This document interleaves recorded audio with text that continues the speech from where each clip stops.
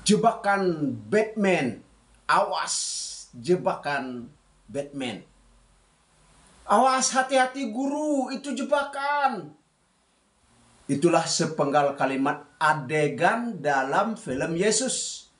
Saat Yesus mau dijebak untuk dipersalahkan dengan pertanyaan membayar pajak kepada kaisar.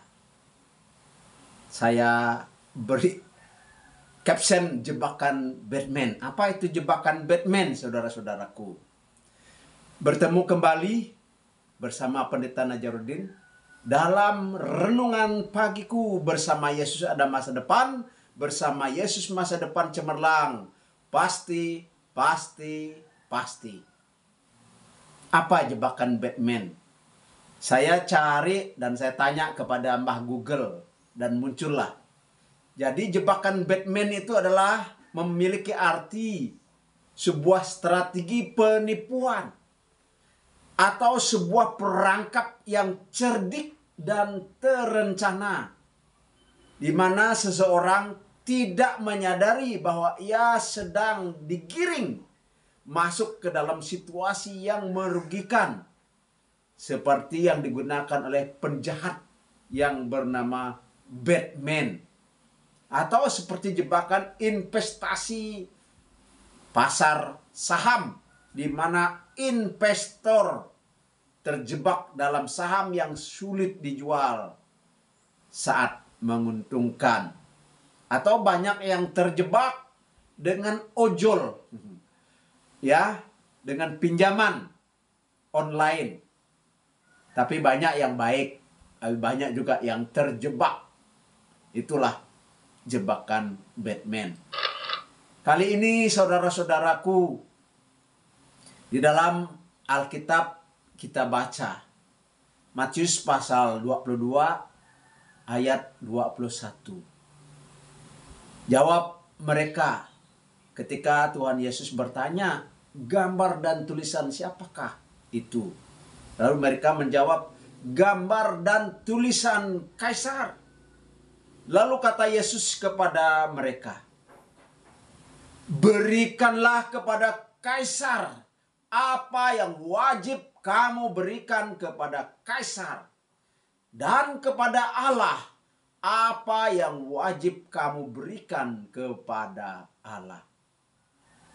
Belakangan ini banyak rasa persatuan dan kesatuan di negara kita ini agak renggang.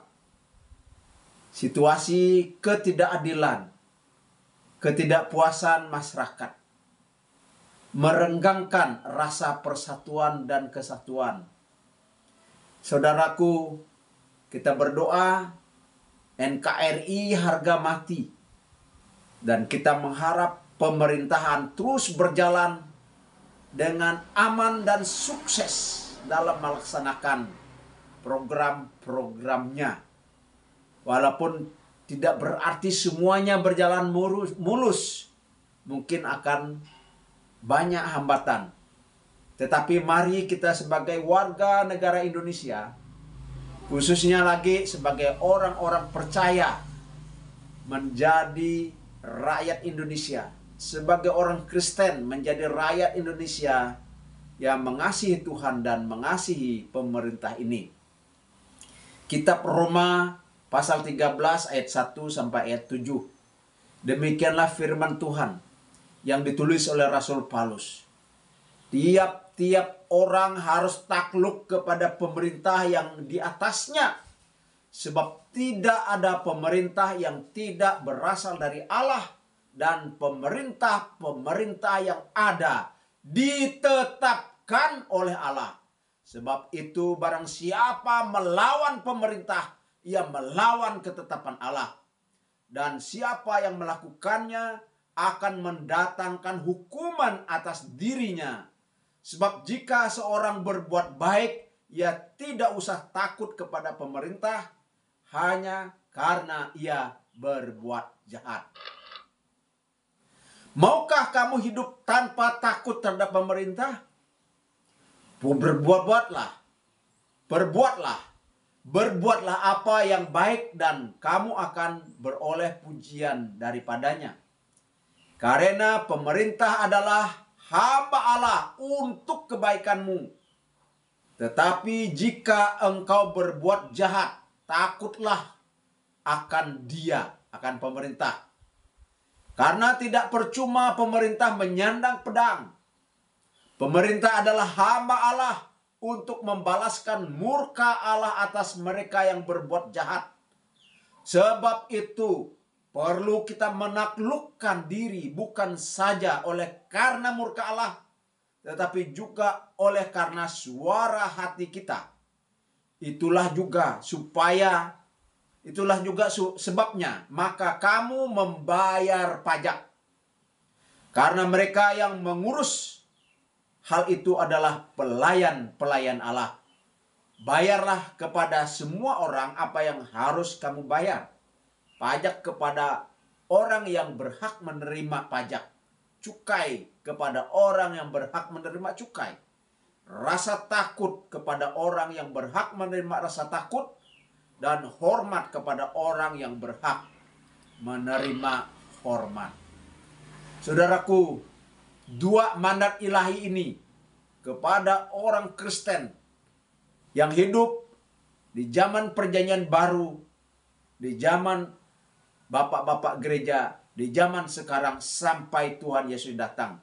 Dua mandat ilahi ini, yaitu yang pertama mandat rohani, mandat spiritual. Yang kedua mandat kultural, mandat kepada pemerintah. Saudara-saudara yang saya kasihi dan yang diberkati oleh Tuhan, kewajiban spiritual atau mandat rohani yaitu kepada Allah. Apa itu? Yang pertama di dalam Matius pasal 22. Ini ada urutan sambungan dari Matius pasal 22 ini. Yang kita baca tadi pasal 22 ayat 1. Nah, sekarang pasal 22 ayat 37 dan 38. Kasihilah Tuhan Allahmu dengan segenap hatimu, dengan segenap jiwamu. Itulah hukum yang pertama dan yang utama. Jadi, mandat ilahi atau mandat spiritual atau kewajiban kepada Allah yang pertama, kita wajib mengasihi Tuhan Allah kita. Kewajiban yang kedua, kita harus bersikap takut kepada Tuhan, hormat kepada Tuhan, taat kepada Tuhan. Berbahagialah orang yang takut akan Tuhan. Itulah janji Tuhan. Kebahagiaan itu sederhana. Di dalam takut akan Tuhan timbullah kebahagiaan. Beribadah, puji dan sembah Tuhan itu adalah kewajiban spiritual kepada Allah. Saudara-saudara yang gemar beribadah, yang gemar memuji Tuhan, yang gemar menyembah Tuhan, saudara sedang melaksanakan mandat ilahi spiritual. Mengapa kita harus melakukan kewajiban spiritual itu? Yang pertama, karena ini perintah. Yang namanya perintah harus dilaksanakan. Yang kedua, karena ini bukti iman. Iman tanpa perbuatan pada hakikatnya adalah mati. Demikian kata kata surat Yakobus. Yang ketiga, karena ini adalah bukti kasih kita kepada Allah. Saudaraku, dua mandat ilahi yang kedua adalah kewajiban kultural kepada pemerintah. Yaitu sikap takut, sikap hormat, sikap taat kepada pemerintah. Yang kedua, kita mengabdikan hidup kita, mengabdikan diri kita kepada pemerintah. Padamu negeri, aku berjanji, aku berbakti, jiwa raga kami. Itu adalah lagu pengabdian. Nah, cara-cara kita mengabdi kepada pemerintah dijelaskan. Kita bayar pajak, kita belajar yang bagus, kita kerja yang keras, kita kerja yang rajin. Ada 4 As, kerja keras, kerja cerdas, kerja ikhlas, dan kerja tuntas, saudaraku. F. Kennedy pada tanggal 20 Januari tahun 1961 berkata,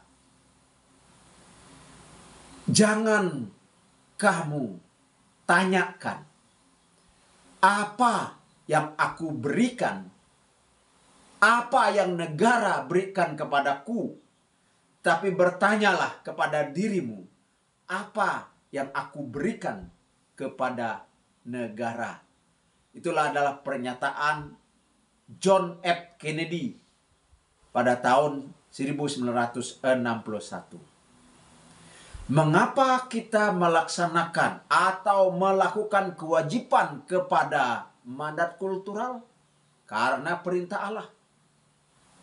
Di dalam Matius pasal 22 ayat 21 dan juga Roma pasal 13 ayat 1 sampai dengan ayat 7. Kedua, mengapa kita melakukan kewajiban kita kepada pemerintah? Alasan yang kedua, karena pemerintah adalah hamba Allah. Hamba Allah yang menyandang pedang, yang menindak setiap kejahatan, yang membuat sejahtera rakyatnya, yang menolong semua warga negaranya, yang membela warga negaranya. Itu ada di dalam tujuan negara Republik Indonesia di alinea keempat dalam pembukaan Undang-Undang Dasar Negara Republik Indonesia. Yang ketiga, mengapa kita wajib melakukan kewajiban terhadap pemerintah? Inilah bukti kita mengasihi. Inilah bukti kita mencintai negara Republik Indonesia, pemerintah Republik Indonesia. Tidak ada pemerintah yang sempurna, saudara-saudaraku. Tetapi kewajiban kita taat, hormat, patuh hukum, mencintai negara Indonesia adalah kewajiban kita sebagai warga negara Indonesia. Dan lebih-lebih firman Tuhan ini dikhususkan kepada semua rakyat Indonesia yang beragama Kristen dan umumnya kepada rakyat Indonesia semuanya. Jadi kesimpulannya,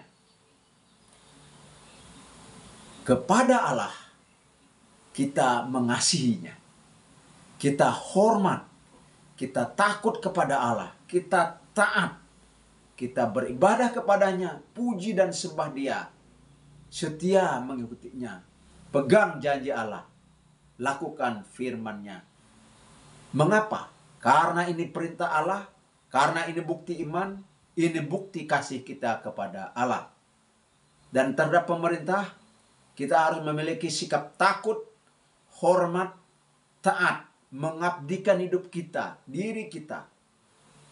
Dengan bayar pajak, belajar dengan tekun bagi siswa dan mahasiswa, kerja keras, kerja cerdas, kerja tuntas, dan kerja ikhlas.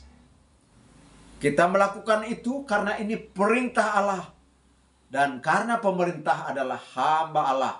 Dan ini adalah bukti kasih kepada negara kesatuan Republik Indonesia, kepada pemerintah negara Indonesia.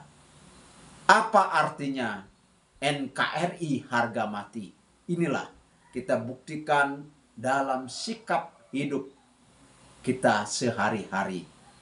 Demikianlah renungan pagiku hari ini, ragiku. Bersama Yesus ada masa depan. Bersama Yesus masa depan cemerlang. Pasti, pasti, pasti. Haleluya.